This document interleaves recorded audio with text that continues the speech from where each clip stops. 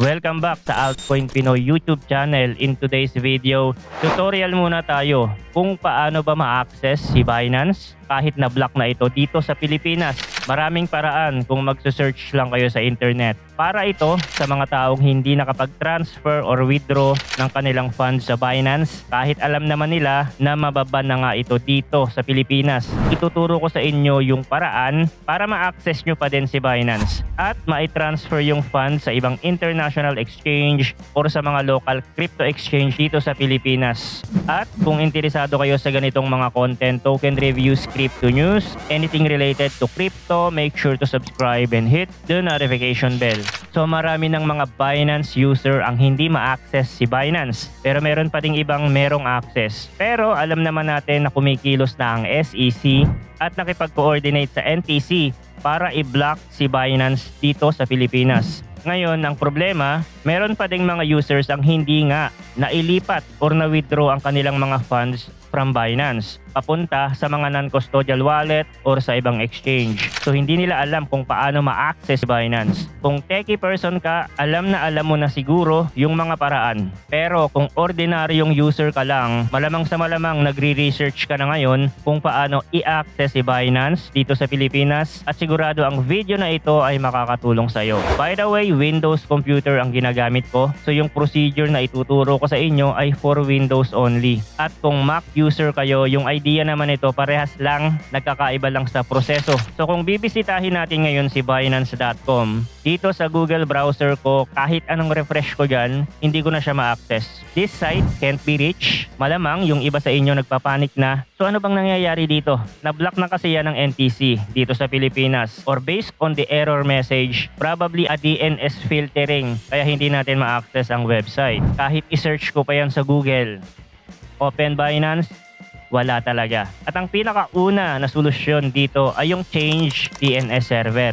Naging technical support kasi ako dati sa ilang ISP provider sa US at yung gagawin natin na procedure ay isa sa troubleshooting na ginagawa namin kapag may problema sa internet ni customer. So magko-configure lang tayo ng DNS. Tingnan natin kung uubra. I-access lang natin yung control panel. So i-search natin si control panel, then click natin para mag-open.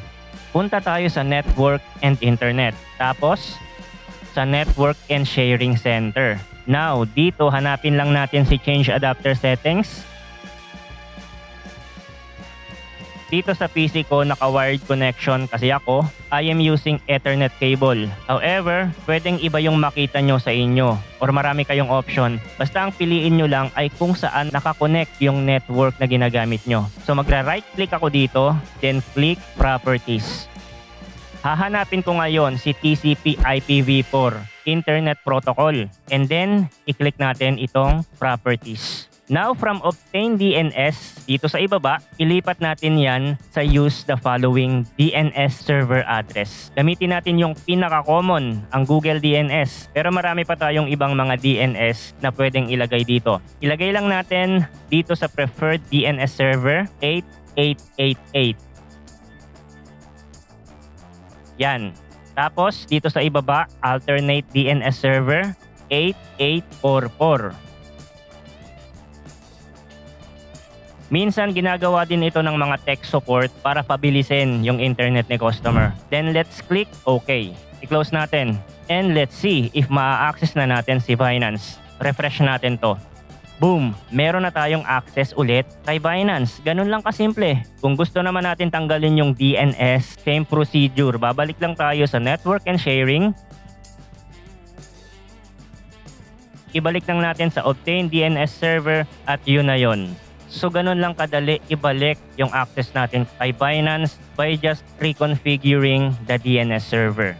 So ibang procedure naman tayo gamit ang VPN. Kasi meron din akong VPN. If you remember, na-hack yung YouTube account natin noong 2022. Kaya mas naging maingat na ako and have some VPN on my system sa Avast. So nagbabayad ako dito ng 500 pesos per year para makapag-run ng VPN. Pero meron namang mga free nito. Hindi ko na maipapakita sa inyo yung pag-i-install ng VPN kasi napakadali lang naman gawin nun. Pare-parehas lang ng procedure. Mag-comment lang kayo sa comment section ng mga free VPN na alam nyo para malaman din ng iba. Once makapag-install na tayo ng VPN, turn on and off na lang tayo dito. So nag-open ako ng panibagong browser at hindi niya din ma-access si Binance. Kahit anong refresh ko dyan, hindi niya ma-access. At dito sa Avast VPN ko, naka-off siya. Andito yung IP address, hindi ko na ipapakita pero nasa Pilipinas yan. Now sa mga VPN, makakapili tayo ng country. Maraming options dito na magagamit natin pero ang gagamitin ko is Taiwan kasi malapit lang siya sa Pilipinas. Ito-turn on ko lang ito tapos magpapalit na yung IP address. Ang nadetect na ngayon ng mga website kapag nag-browse ako ay Taiwan location. I-refresh natin si Binance. Voila! Meron na ulit akong access kay Binance gamit ang VPN. Now, kung ito turn off ko si VPN, i-refresh natin ulit si Binance, wala na akong access ulit. Sa VPN kasi hindi na natin kailangan mag-reconfigure. Mas madali siyang gamitin, mas protected yung identity natin online, maraming benefits ang VPN. So nasa sa inyo na kung anong mas preferred nyo na method. Pumunta naman tayo sa pangatlong method gamit ang Tor browser. So dito naman sa method na ito, magda-download lang tayo ng ibang web browser, ang Tor. Search natin sa Google, Tor browser.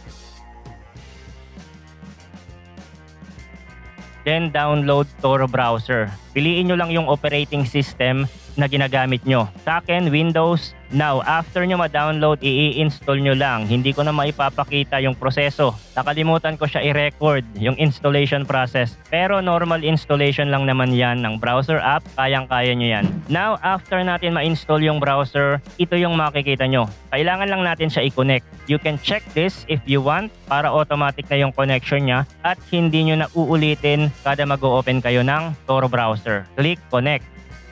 Now, i-search natin si Binance.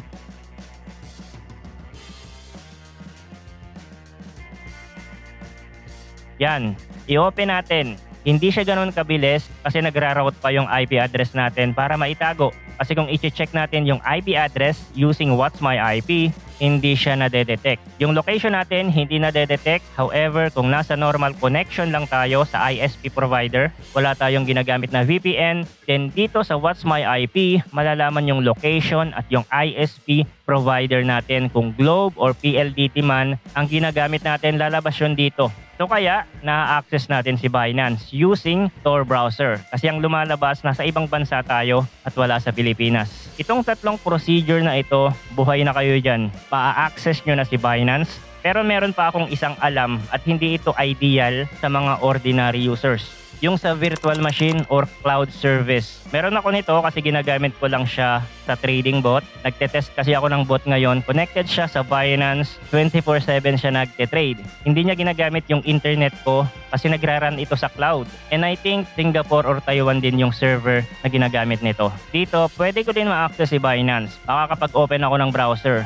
Pero dahil low server lang ito, napakabagal niya. Pero kung kayo yung tao na kayang mag-rent ng mamahalin na server, then you can actually access Binance here. At sabi ko nga, not ideal unless you are a developer.